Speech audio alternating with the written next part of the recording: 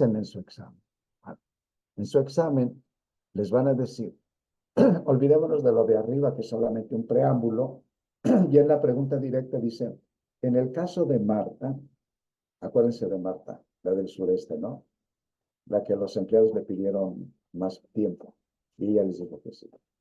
¿Qué tipo de dimensión se presentó cuando sus colaboradores le solicitaron mayor tiempo para finalizar sus actividades pendientes? Y hay que seleccionar uno. Acuérdense, ¿qué tipo de dimensión? ¿De resultados funcionales, distributiva, de resultados disfuncionales o integradora? Entonces, a lo largo de esta sesión, yo les voy a dar algunos tips de qué se debería entender por cada una de esas cuestiones y ustedes van a escoger la mejor y espero que la tengan bien, como muchos de ustedes la tuvieron bien, otros la pregunta inicial no la han tenido bien en este examen pasado, pero no hay problema, ¿no? Luego, presentan otra pregunta que quiero que ustedes vayan viendo cuáles son las palabras claves de estas preguntas. Nos dicen, en el caso del ingeniero Alfaro, indica para cada fase del proceso de conflicto los elementos que se presentan en el manejo de los conflictos y que afectaron el resultado de la meta organizacional. Entonces, aquí tenemos que tener claro qué es un conflicto, cuáles son las fases que recorre un conflicto, ¿sí? Qué elementos constituyen cada fase de un conflicto y de qué manera entonces nosotros podemos decir en qué fases se dio el conflicto y cómo ha afectado este conflicto a los resultados. Entonces aquí la palabra clave es conflictos o conflicto, ¿no? Y todo lo demás que he dicho. Entonces, en la primera es elegir una respuesta correcta. Aquí tenemos que saber argumentar sobre el conflicto y su fase y sus contenidos, ¿no? Luego, argumenta 4 acciones persuasivas que de haber aplicado el ingeniero Alfaro con sus colaboradores, se hubiera logrado el proyecto completamente. Entonces, aquí la palabra clave es la persuasión. Yo les pido que en el examen me definan qué es la persuasión, como muchos de ustedes lo hicieron ahora, hablando de la temática que les correspondió en la semana 3. Me gustó mucho que personas dijeron, empezaremos por definir esto y esto. Aquí también hay que decir, la pregunta se debe contestar. Arriba, el conflicto es esto. Y según Robbins, el conflicto pasa por estas fases. Considero que el conflicto, en este caso, se ubica en tal fase. Y los elementos constituyentes de esa fase del conflicto son los siguientes. Y los podemos evidenciar a través de esto. Esa es la respuesta. Y acá, las 4 acciones persuasivas, es decir, qué se puede hacer para persuadir a un grupo de trabajadores que estaba en contra de que se implementara el proyecto y tuvieran que abandonar sus labores cotidianas, ¿no? Y finalmente, ¿qué acciones le aconsejaría realizar a la ingeniera Marta para el logro de la meta en el tiempo que ella estableció? O sea, ¿qué acciones? Acá hay que se trata de decir, hay una meta, ella tiene un tiempo, ¿qué debería haber hecho para conseguir el logro de esa meta? Que no consiguió, por cierto, ¿sí? Entonces, quiero que vayan viendo que esta parte, la última, tiene que ver con cuestiones organizacionales y persuasivas, la pregunta última, y más arriba es claramente y abiertamente persuasivo. Entonces, yo creo que ustedes siempre imaginen que el caso es real. No lo imaginen como hipotético. Imagínense que es caso real y que ustedes tienen que dar una opinión sobre esto y que lo van a hacer bien. Porque les van a pagar por eso. ¿Sí? Creo yo. Entonces, cuando nosotros estamos hablando del conflicto y la negociación, encontraremos que hay diferentes posturas sobre el conflicto. Este video me gusta cuando está completo, aparte de otro también, que hay un alce y un oso. Cuando tienen que cruzar los dos el mismo puente donde solamente cabe una persona, ¿no? Entonces, que eso sirva como referencia nada más para decir que tal vez ustedes han enfrentado muchos conflictos y yo les dije en el foro, díganme cómo lo han solucionado. Aunque casi nadie escribe en el foro, pero ya ni modo, solamente 3 personas o 4 escriben. Yo creo que les da flojera, pero creo que eso también cuenta para calificación, pero no sé cómo sea eso. Pues bueno, pues sobre el conflicto voy a decir cosas básicas como para presentar argumentos para que ustedes Cuando lean a Robbins, ¿sí? Yo hice una lectura de Robbins y recupero, porque ese es el libro que ustedes tienen que consultar. Otro también que está ahí como un texto, pero creo que el de Robbins es fundamental, para mí. Vale. Entonces, cuando nosotros tenemos un conflicto, lo primero que se necesita es que haya dos partes, ¿no? No puede haber un conflicto en una parte. Incluso en nosotros mismos, cuando tenemos un conflicto interno, tenemos un conflicto entre una parte que es, lo debo hacer, y la otra parte nos dice, no, no los debes hacer, o sí, no, en nosotros mismos, ¿no? O voy o no voy, pero son dos partes.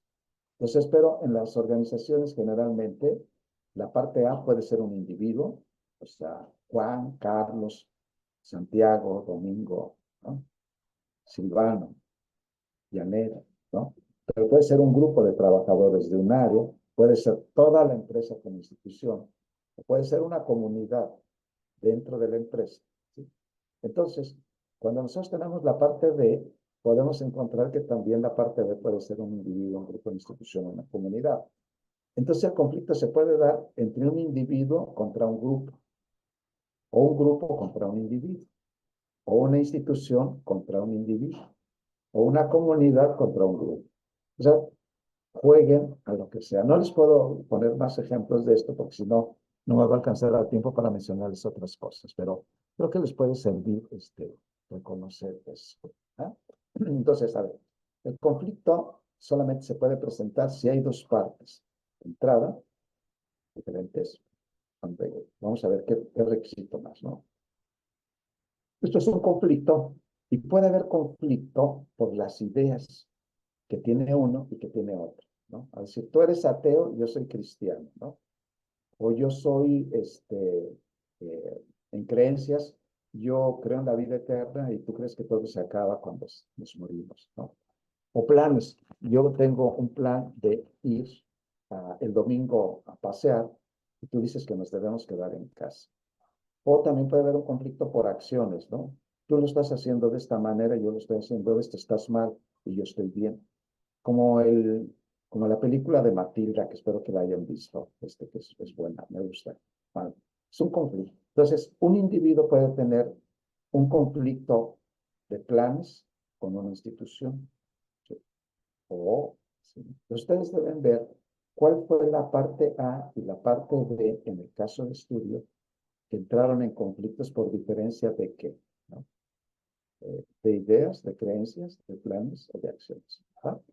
Vale. Cuando hay un conflicto, la percepción que tiene una parte de la otra es una percepción y una sensación negativa. El otro es el malo, el inepto, el ignorante, el que no sabe, el que no puede, el que no debe, el que no quiere. Esa es una percepción y una sensación negativa. Cuando nosotros decimos, ahí nada más lo veo y hasta me duele el estómago, nada más de verlo, ¿no? Esa es una percepción negativa. Una percepción es una representación inicial que se presenta en nuestro cerebro, que construye nuestro cerebro a partir de un estímulo que puede ser la imagen de otra persona, el hablar de otra persona o lo que sea, ¿no? O una situación. ¿Vale? Entonces, cuando nosotros calificamos negativamente al otro, nosotros consideramos que somos lo positivo, lo bueno, lo creíble, lo deseable, lo posible. Nosotros nos ponemos en el mundo de lo bueno y al otro lo ponemos en el mundo de lo malo. No podemos poner a alguien en el mundo de lo malo sin siempre pensar y quién es lo bueno. Y volteamos a ver a nosotros y nos colocamos como los buenos, ¿no? Entonces, sin embargo, este conflicto, que puede ser, como ya dije, de diferentes tipos, tiene perspectivas. Hay diferentes perspectivas que ustedes tienen que considerar para contestar las preguntas, ¿no? Van a ver que ahí vienen elementos que les van a servir. Hay una perspectiva tradicional, ¿sí?, del conflicto que considera que el conflicto es malo, no debería de haber conflicto, ¿sí? Y el conflicto lo considera disfuncional. Disfuncional es que afecta a la persona, al grupo, a la empresa, a la organización, al organismo, a la institución, porque rompe el equilibrio con el que venía funcionando, o sea, rompe lo que se llama en funcionalismo la homeostasis, ¿no? Es el equilibrio, homeostasis. Entonces, lo disfuncional es romper el equilibrio, ¿no? Por eso el conflicto no es bueno. Pues una familia está ahí y de repente alguien llega y dice, chocaron nuestro carro allá afuera, o la vecina nos tiró la basura. Pues toda la familia se enoja y la tranquilidad del barrio se pierde porque sale toda la familia reclamando, ¿no? O sea, es malo eso. Y la otra posibilidad es una perspectiva humanista, lo señala Robbins, que el conflicto es positivo, o sea, no es malo. El conflictivo es positivo porque no se puede evitar y hasta se puede favorecer a la organización si se sabe manejar. Por tanto, para la perspectiva humanista, el conflicto es funcional porque favorece, fortalece, contribuye al buen funcionamiento de la organización. Entonces, por ejemplo, si en una asamblea de trabajadores se está discutiendo si se trabaja un día festivo, un día feriado, unos dicen que sí y otros dicen que no, y tal vez esa discusión de las dos posturas de A y B pudiera favorecer para que la organización dijera es que hay una tercera alternativa, que trabajen los que pueden trabajar y los que no pueden trabajar, podemos trasladar su participación a otro festivo. O sea, eso es una perspectiva humanista, ¿sí? Y entonces van a ver si la ingeniera Marta, cuál de estas perspectivas es una perspectiva interaccionista plantea, muy parecido al humanismo, que el conflicto es necesario para la eficacia de la organización, o sea, es funcional. Pues ahí rescata sobre todo que un conflicto no se puede tener de una sola parte, sino de la interrelación de dos partes que se representan mutuamente de determinada manera. Entonces, desde este resumen que les hago, podría decir que hay dos perspectivas, ¿no? La humanista y la interaccionista, que no le hacen feo ni fuchi al conflicto. En cambio, la perspectiva tradicional dice que el conflicto debe evitarse y si se presenta, desterrarse, ¿no? Pero entonces, a lo que yo agrego, podría yo ahorita regresar al caso, pero podríamos formular esto que el conflicto puede tener tres formas esenciales, dice Robbins, que sería un conflicto de tarea, ¿sí? Por lo que se tiene que hacer. Puede ser un conflicto de relación, por la manera en que se vinculan los trabajadores con el supervisor o el directivo con los empleados, etcétera, o puede ser de proceso. El de tarea es el qué hacer. El de relación es quiénes participan en esa tarea. Y el del proceso es cómo se debe desarrollar. Entonces, el qué, el entre quiénes y el cómo serán las palabras claves. Si ustedes regresan, por eso les digo que pueden leer el caso de estudio antes. Si ustedes regresan al caso, entonces piensen en esto. El conflicto que tuvo la ingeniera Marta con sus empleados que dijeron, no, no podemos, denos más tiempo, ¿no? Entonces, y dijo ella, está bien, ¿no? Y verán que en los porcentajes bajó, ella bajó con su equipo. Entonces nos hicimos, cuando les planteó que se necesitaba modificar el funcionamiento del proyecto que estaban haciendo y que se tenía que asumir este nuevo proyecto y que había un plazo para terminarlo, pues la pregunta es, para nosotros es, este es un conflicto con los empleados de tarea, de relación o de proceso, ¿no? Y la segunda es, lo que hizo la ingeniera Marta al ceder a las presiones de los trabajadores fue, lo hizo desde una perspectiva tradicional, desde una perspectiva humanista o desde una perspectiva interaccionista. Y la otra pregunta más complicada es, ¿los resultados que obtuvo la ingeniera Marta fueron funcionales, fortalecieron la organización y el proyecto o fueron disfuncionales? Ese es el planteamiento. Entonces, este es como un pequeño mapa que nos permitiría entender la relación que hay entre el caso de estudio y el planteamiento del conflicto. Entonces, esto es una primera aproximación que yo les comparto de la manera en que yo hago la lectura de Robbins, que creo que es buena, es buena. No tienen que meterse en los casos de estudio que vienen ahí, sino, va.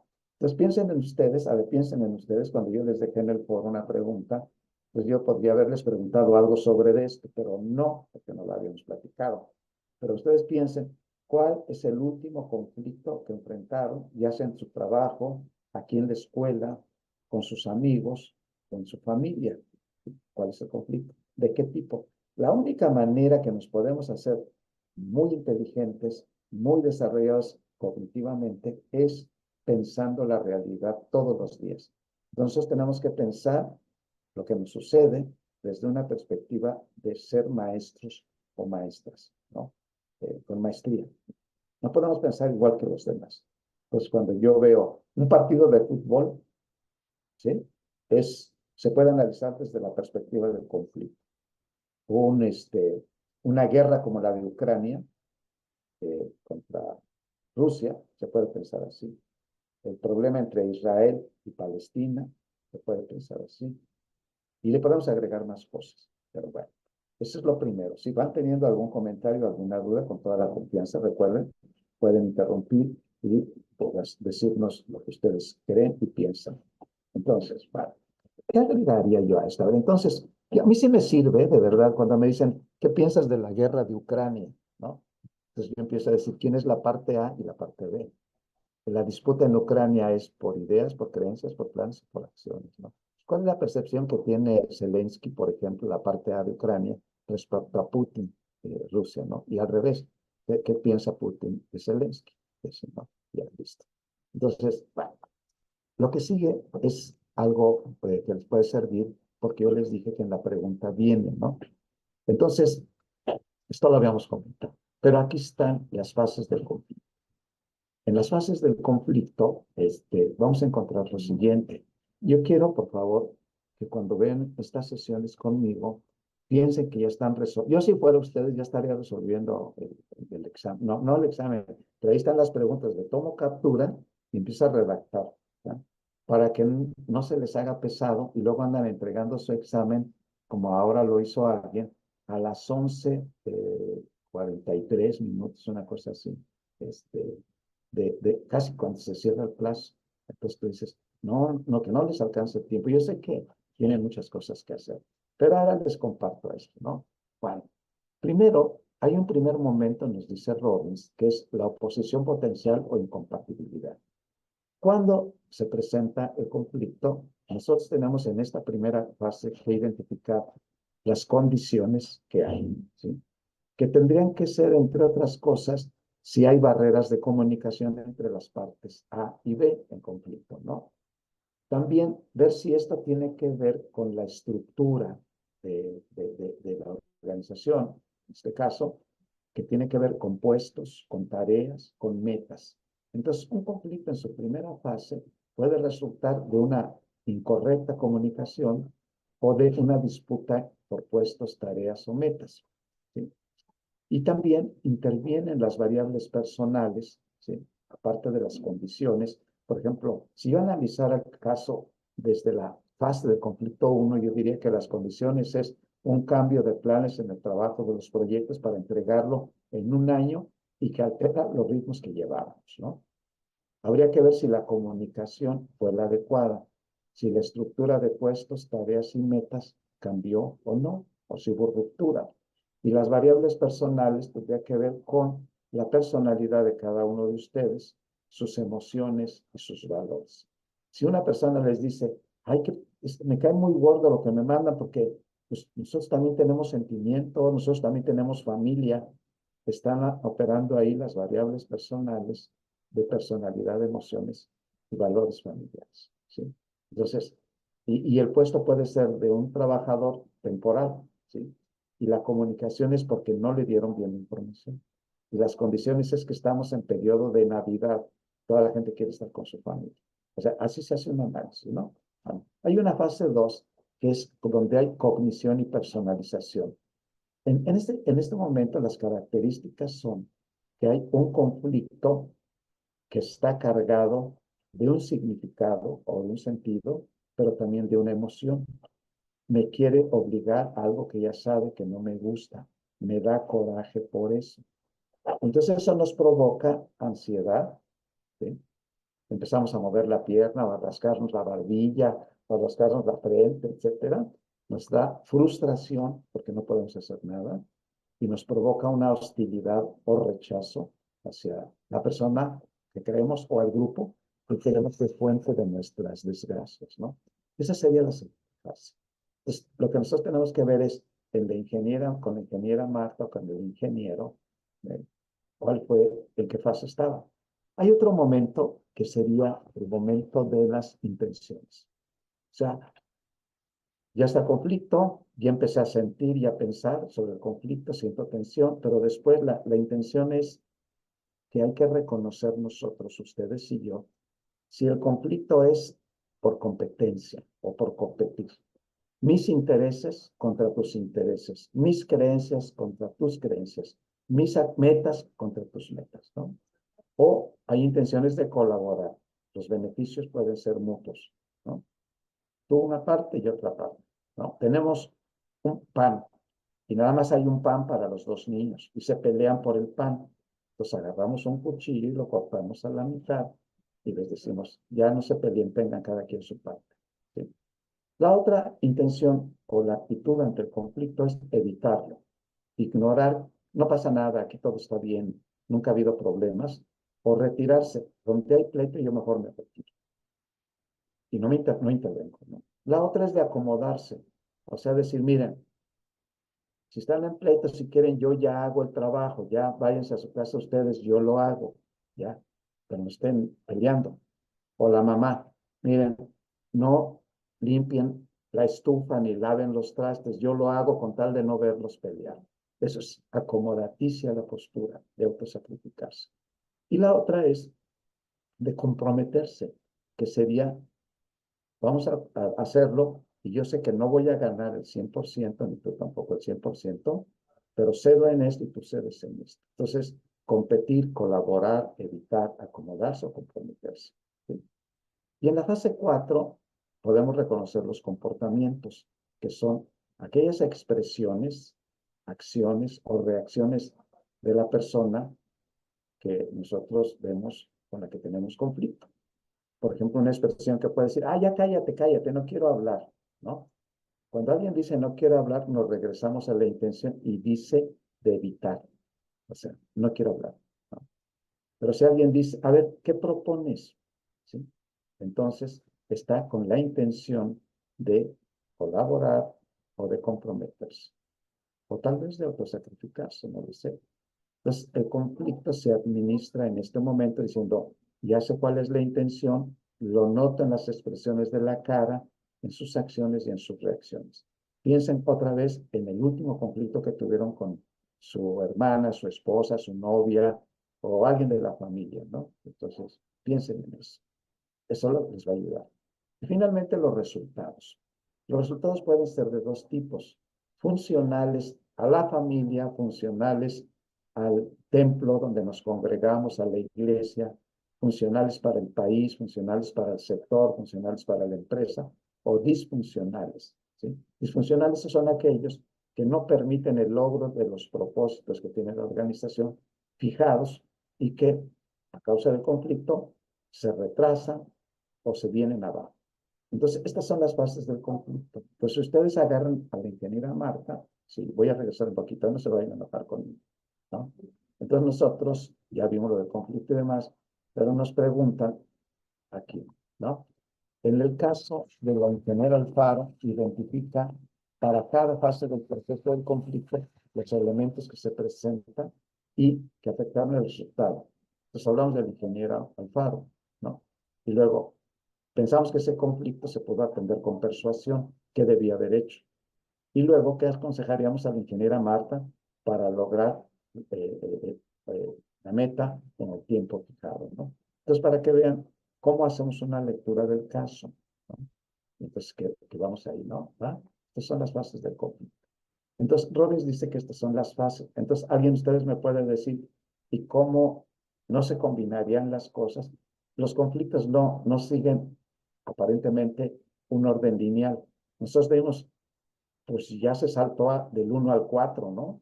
No, lo que nosotros tenemos que ver es que las expresiones, las acciones y las reacciones de las personas van a tener que presentarse en cada uno de estos. Comunicamos todo.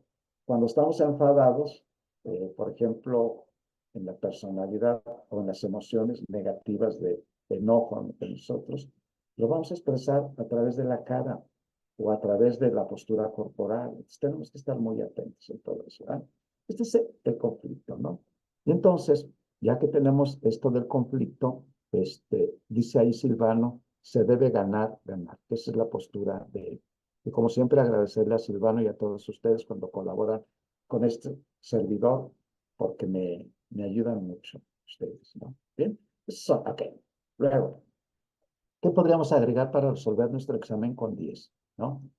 Entonces, tendríamos que entender que nos piden medidas persuasivas, pero hay que entender qué es eso de la persuasión. Entonces, yo siempre digo que ustedes lo tienen que hacer mejor que yo seguramente. Bueno, se los digo al final para no obstaculizar la reflexión.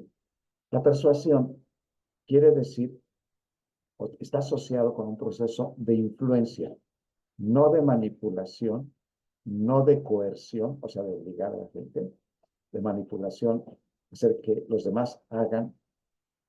Nosotros decimos manipular como cuando nosotros formamos algo con las manos, con la plastilina, la estamos manipulando. Así hacemos a las personas también, ¿no? Entonces la persuasión es eso. La persuasión sería ejercer una influencia sobre la persona, para lo cual se utilizan recursos emocionales. Y eso quiero decirles que es clave en la persuasión, es utilizar recursos que emocionen a las personas, ¿no? Entonces, por eso la publicidad, la mercadotecnia, con sus estrategias publicitarias, está llena de recursos emocionales. Entonces, nosotros tenemos que, si ustedes se sientan a ver un anuncio de cualquier producto, van a notar el uso de recursos emocionales. Aquí está la casa que usted siempre soñó, ¿no? Para vivir feliz, acérquese y le ofertamos un espacio a usted y a su familia que tanto quiere. O sea, entonces ustedes ven que los recursos emocionales están empresas como la Coca-Cola, ¿no? Destapa la felicidad, es un eslogan de una campaña que tuvo, o los recursos emocionales de la Coca-Cola con las latas con el nombre de las personas. Es un recurso emocional. Verme yo, mi nombre, verlo ahí, me da alegría, ¿no? Y hasta mandamos a hacer para la novia, la esposa, un bote con su nombre porque no había de su nombre, ¿no? Okay. Entonces, recordar, la persuasión utiliza recursos emocionales y la persuasión es más efectiva cuando la persona otra cree en la fuente emisora. Si se lo está diciendo una persona que ha estudiado maestría, es seguro que cree más que si una persona no tiene estudios de maestría, por ejemplo, ¿no? Entonces, la credibilidad de la fuente es muy importante para una fuente emisora creíble, tiene mayor posibilidad de persuadir que una fuente no creíble. Entonces, y luego, la persona que quiere persuadir debe tener en cuenta el perfil emotivo, o sea, cuál es el nivel de emotividad que tiene una persona, que se lo podemos detectar en su forma de hablar, en su forma de expresarse, en su forma de caminar. Se nota, ¿no? Y eso viene como mensaje del cerebro. ¿Sí? Lo emotivo viene del cerebro, ¿no? Entonces, hay un perfil emotivo y cognitivo, o sea, que ya lo vimos en otras sesiones, que serían las personas que son racionales, ¿no? Y las personas que son más creativas. Entonces, nosotros tenemos que ver, y esta persona, yo le quiero decir que me aumente el sueldo. Entonces, tenemos que buscar recursos emocionales, y entonces un trabajador dice, yo sé que usted también empezó de abajo, y también su familia necesitaba sobrevivir. Yo estoy en la misma situación, tengo un niño enfermo y necesito que usted me ayude. Ojalá y pudiera o aumentarme el salario o bien darme un puesto donde yo pueda impulsar un apoyo mayor para mi familia que me está esperando con la comida del día de hoy. Todo ese discurso es persuasivo, ¿sí? Y entonces pretende tocar al destinatario, ¿no? Entonces, nosotros tenemos que saber estructurar los mensajes persuasivos. No voy a hablar mucho de esto, pero los mensajes persuasivos es muy importante dónde comenzamos el mensaje y cómo lo terminamos. Ustedes van a ver que en las telenovelas, en los filmes, Rápidos y Furiosos y demás, está lleno de mensajes persuasivos. Persuaden al inicio informan y persuaden al inicio y al final también, ¿no? Bueno, igual que en los cuentos, ¿no? Entonces,